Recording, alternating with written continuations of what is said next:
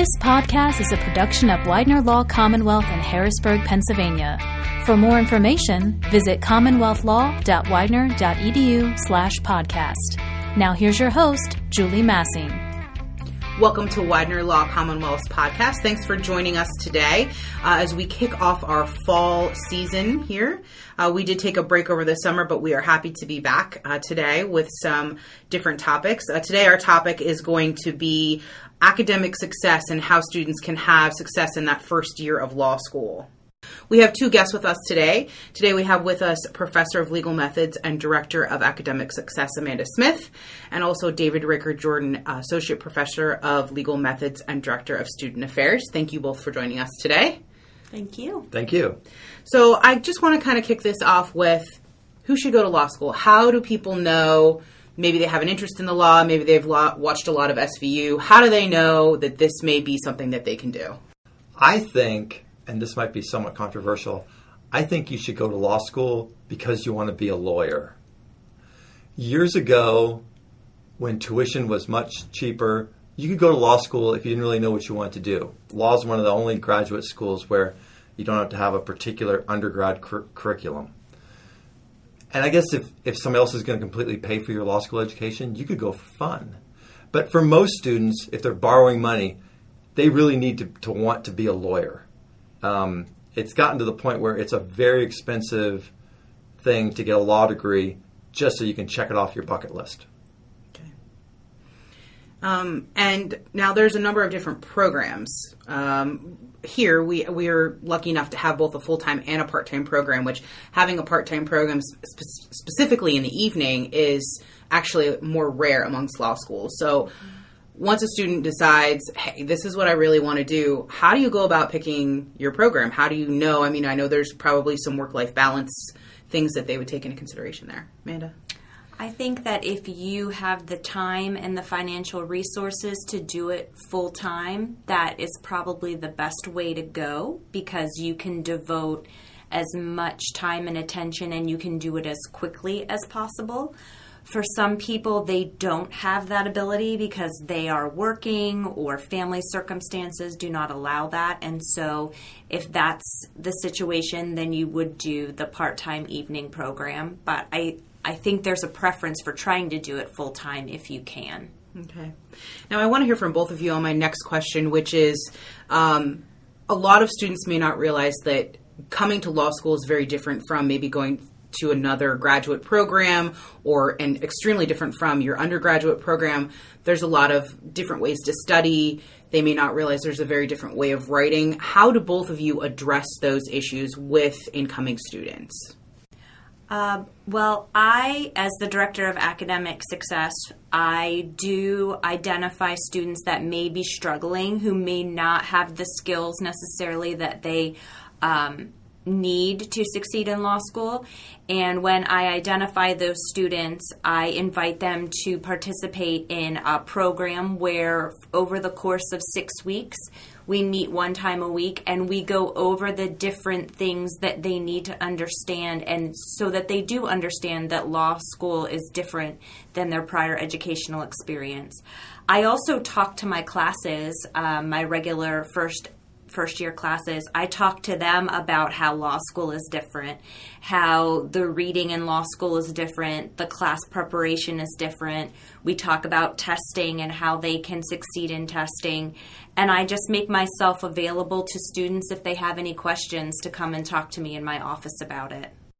I think here at Commonwealth we do a number of things to help people understand the difference. So first, during orientation week, we have a class that we call Intro to Legal Process, which all entering students have to take, where they're actually learning how to organize and how to do legal analysis.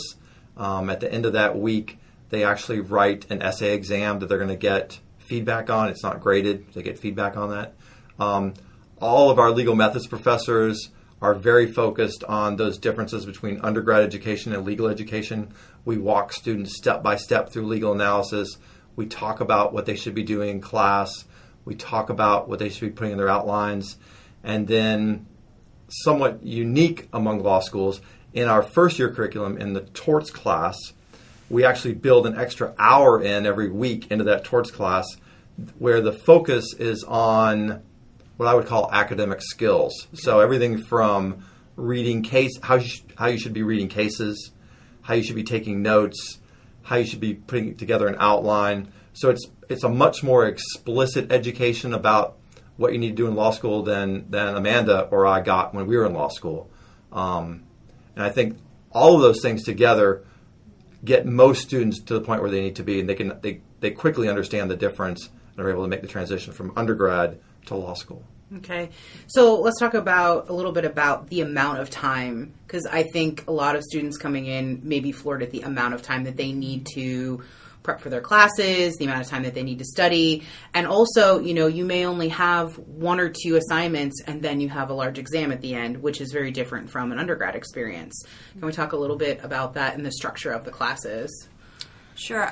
In undergraduate, I was an English major, and so I was used to having big reading assignments and papers for my classes. I also was used to essay exams to some extent.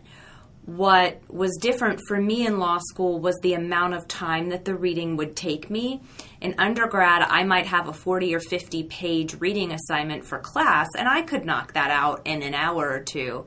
When I got to law school, I would have a 10-page assignment in torts, and it would take me 3.5 hours to read that because I would have to stop and look up words that I didn't know what they meant. I would have a hard time following the analysis. I would have to read those opinions very closely and very deeply, and that was really challenging for me. And there were no papers that I had to write in law school. It was the essay exams, and that was something I had to get used to. Okay. And now, David, you talked a little bit about the orientation week that our incoming 1Ls have. Now, what about the summer before? What do students do to prep? I mean, is there different reading that they should be doing, or should they be going to different activities? How do they prep for their first year in law school? I think one of the most important things you can do before you start law school is get your life in order. So to the extent that you can move responsibilities off of your plate, if you're working or if you've got family obligations, to the extent you can get other people to pick up some of your responsibilities, that's going to free up time when you're in law school. That's going to be very helpful. In terms of more academic preparation, I think any kind of reading that people can do during the summer just kind of helps them get ready for law school. Some people would say you should spend your whole summer reading really interesting fiction because you will not be reading any of that when you're in law school. But if you're reading, the New York Times, Washington Post, a good magazine, and while you're reading, paying attention to the way people are writing, paying attention to the way they use nouns and verbs, where they don't rely a whole bunch on adjectives, where they're really spending time getting to the point quickly, telling you what you need to know right at the beginning. Those are all things that lawyers want to do, and those are all things they're going to need to do when they're in law school.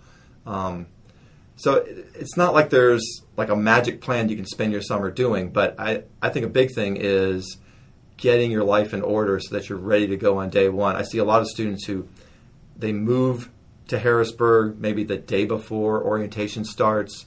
They don't have a lot of furniture in their apartment. They don't have utilities yet. They don't have books yet.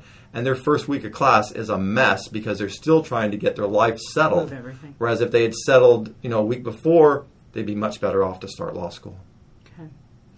And kind of along those lines, so now we're here, we're in law school, we've started. How do you get good grades? I mean, we talked a little bit about the studying and that sort of thing. Are there common things that you see that may hinder the ability for a student to be successful? And how do you spot that, and how do you head it off, and how do you approach them and say, maybe we can steer you down a different path to success? Yeah, I think part of the difficulty in law school is you spend so much time every day reading for class, getting ready for what's going to happen in that class, that a lot of students don't have any other time to study. And I think a lot of them soon realize that, yes, you have to be prepared for class, but then you have to go back and you have to review that material. You've got to go back and you've got to look at it from a different vantage point. Just focusing on the day-to-day class prep, you need to do that, but that's not that's not going to be sufficient. You've got to have time to look at the big picture, to tie major concepts together and understand kind of how the map works in a particular course. And it takes time for students to become disciplined enough to find that extra time, because it's very easy to spend your whole day reading cases, getting ready for class, when that's only part of what you have to do. And so students who spend all their time getting ready for class, they survive fine as far as class goes, but then oftentimes they're not ready for exams because they can't see the big picture. Mm-hmm. I think the students that I see that are the most successful work hard, but in addition to working hard, they are reflective and they are aware of what they are doing, whether it's working or it's not working.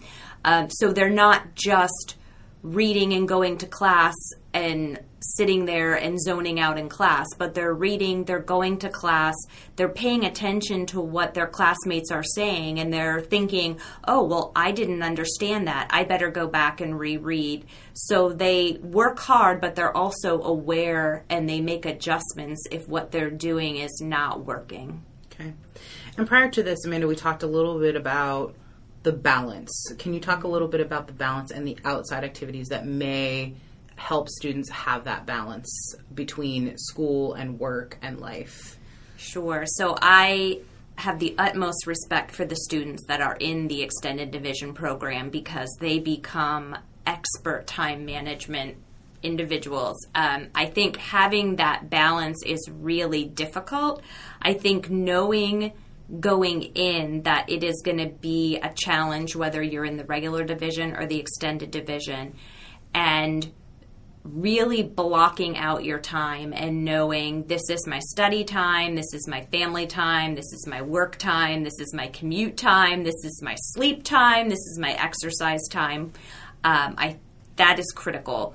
And sticking to that schedule, really being disciplined with your time and not getting into the time waster habits of social media and those sorts of things, I think can really help. Okay, great. So now say a student is having a little bit of difficulty in their first year. Amanda, can you talk a little bit more about the program that we talked about earlier here? And then also maybe David, maybe we can roll into what happens if a student isn't as successful as they had hoped to be near the end of the semester. So if a student is having difficulty, I think the student needs to assess why they're having difficulty. If the student is having difficulty with academic skills, so maybe they were a science major and so they're not used to taking notes in class like they're taking in law school, and so they just feel like their note-taking skills need to be improved, then they could come and talk to me as the Director of Academic Success. We have Academic Success Fellows, which are upper-level students that they can work with.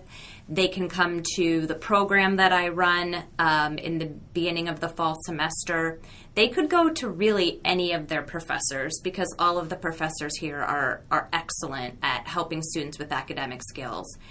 If a student is struggling because of something outside of law school, then the student needs to address that as soon as possible. So let's say that I had a student who was diagnosed with an illness in the first semester.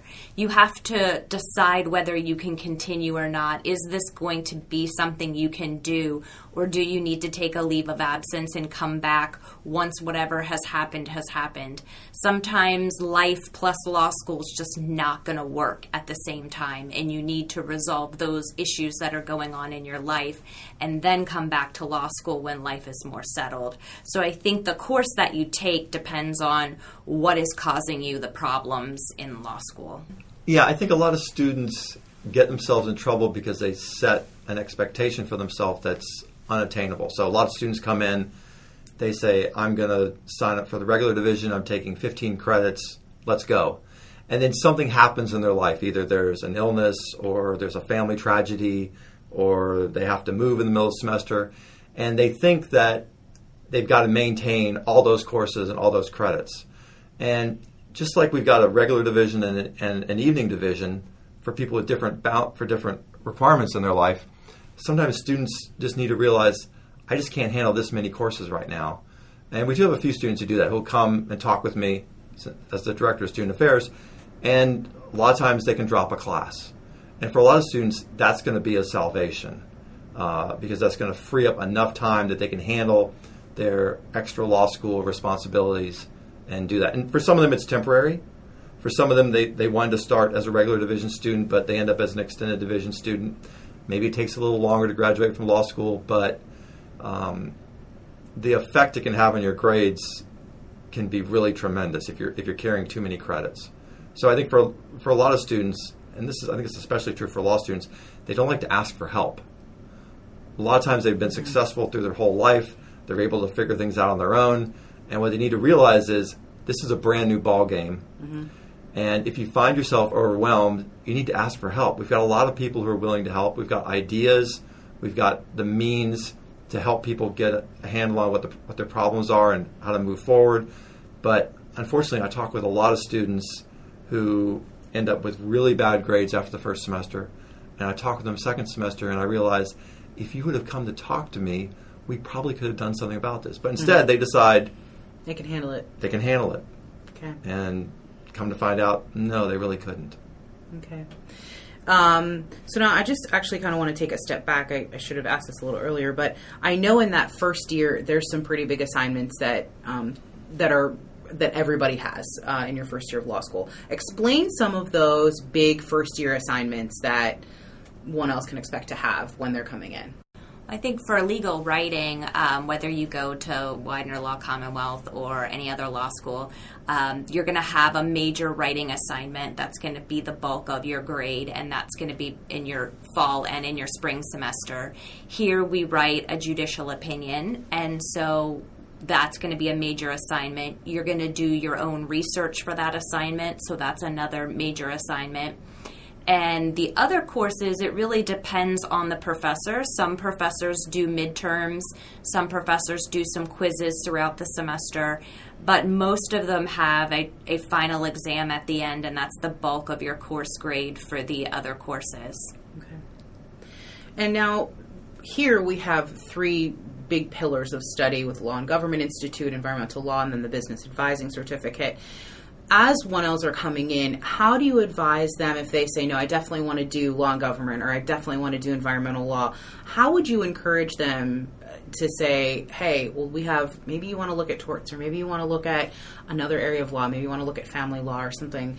Because I would imagine it's important for students to experience a broad range of classes and understand all different areas, and maybe finding something that they didn't even expect to interest them. So I would just say that be open to whatever. I thought I was going to be a criminal attorney when I was in law school. That's what interested me. Those were the classes that I took, and I ended up going out and doing civil litigation as my practice. So there were certain courses like labor law I had really wish I had taken in law school, because that's what I ended up practicing, and I never took any of that in law school. So I would say, even if you think you know what you want to do, be open to taking other classes, just to get that exposure and just to see, because there's so many areas of law that you may love a particular area of law and not even know it. And so be open to those courses.